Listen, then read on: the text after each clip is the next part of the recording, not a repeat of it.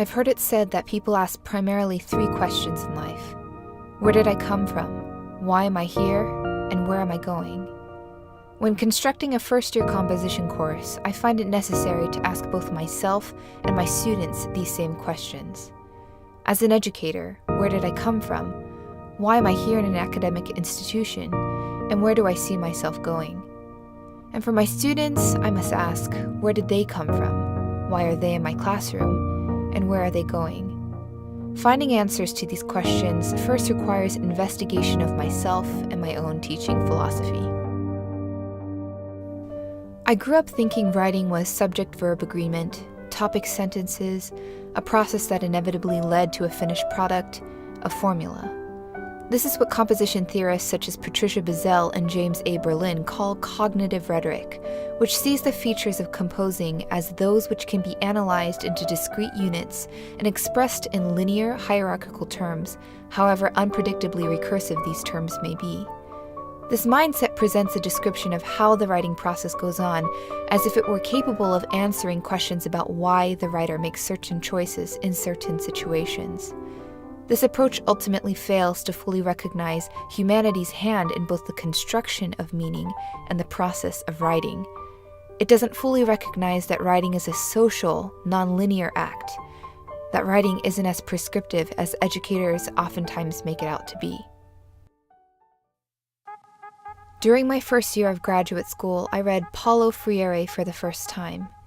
In his seminal book, Pedagogy of the Oppressed, he describes the relationship between student and teacher as the oppressed and the oppressor. The latter employs what he calls the banking concept of education, in which the teacher's primary goal and function is to fill students with the sonority of words, not their transforming power.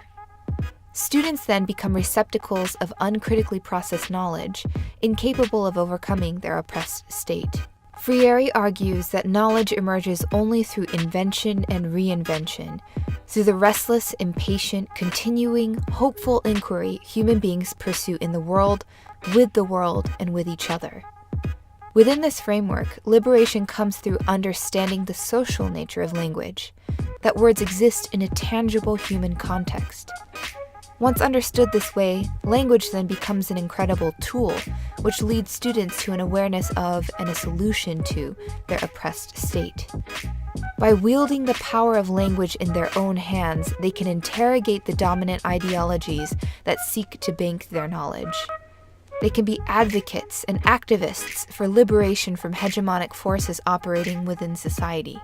They can give voice to the marginalized and envision a society not simply pledged to, but successfully enacting the principles of freedom and social justice.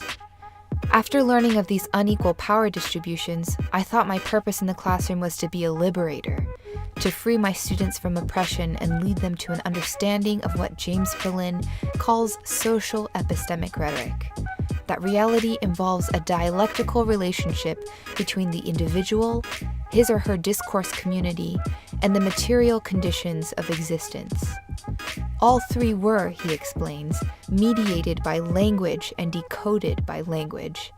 Thus, my job as a teacher would be to empower students by molding them into critical language users. While these aims are noble and necessary to a certain degree, I soon discovered that they're not enough. Though they lead students to an awareness of oppression, they don't necessarily transform them. As Sarah J. Arroyo explains in her book Participatory Composition, students who come to an awareness of their supposed mystified attachment to ideology in perfectly rational terms are not liberated, they're just cynical. They become de-Oedipalized subjects, or individuals not attached to authority, and therefore cannot actively resist authority, institutional or otherwise.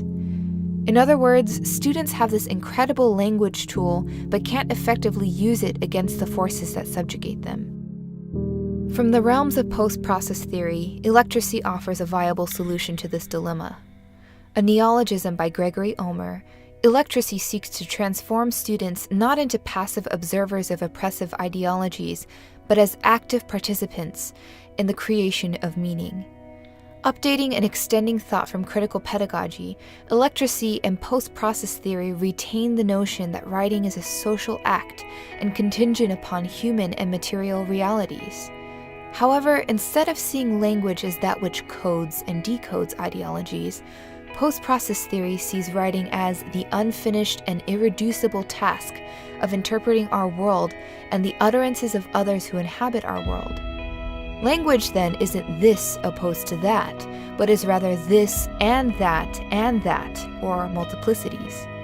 It can't be fully coded or decoded, but is instead a listening game. According to Dr. Arroyo, the goal of this listening game is not to predict that which is said or to become a master of language. Instead, one listens in order to become another listener. By doing so, we leave room for all of these multiplicities, all of these potential utterances, even things we might think are inconsequential. By creating this open space, we include that which was previously excluded: emotions, subjectivities, nonlinear thinking, the everyday, the seemingly non-academic.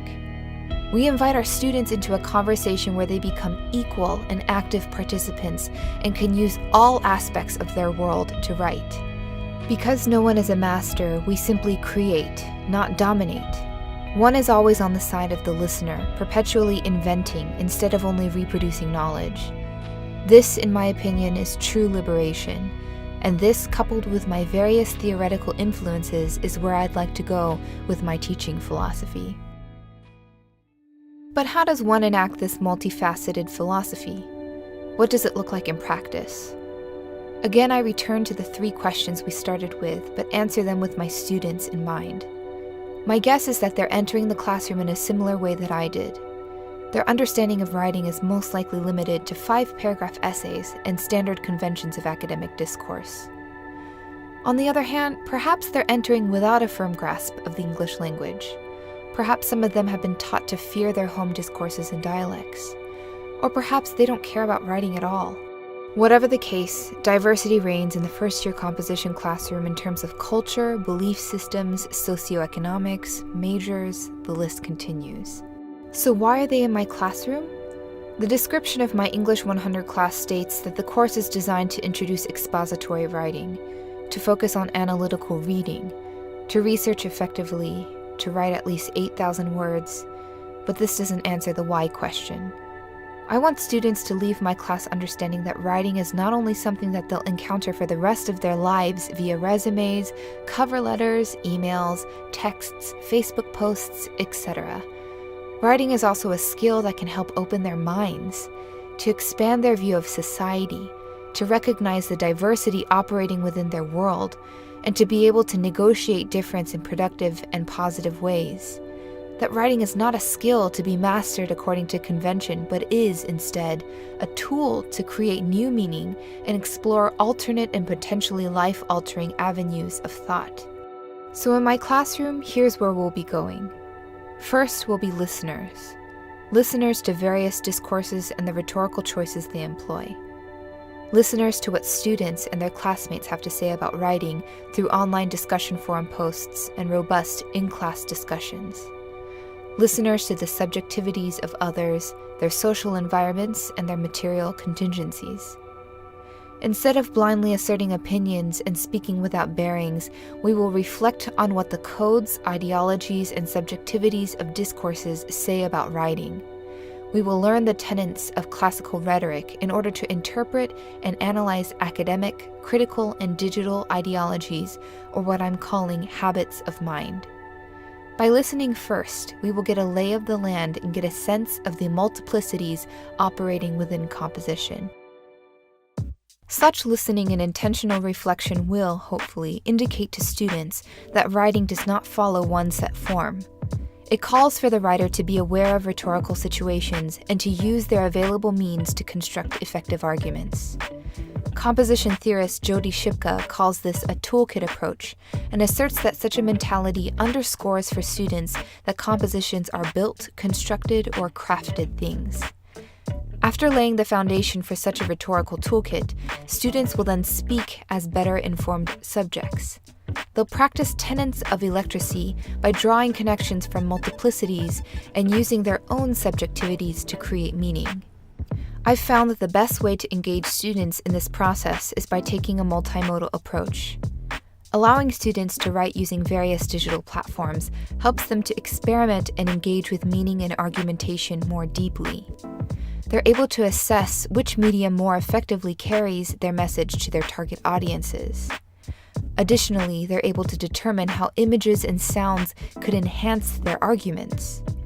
Ultimately, the electrate approach helps students recognize that writing is social, public, and participatory. After listening first and speaking next, they will finally synthesize. Their writing will culminate in an informed argument in which they will use their listening and creating skills to explicate, extend, and reflect on an issue of their choice. Doing so will engage the toolkit, its use, and an understanding of its function.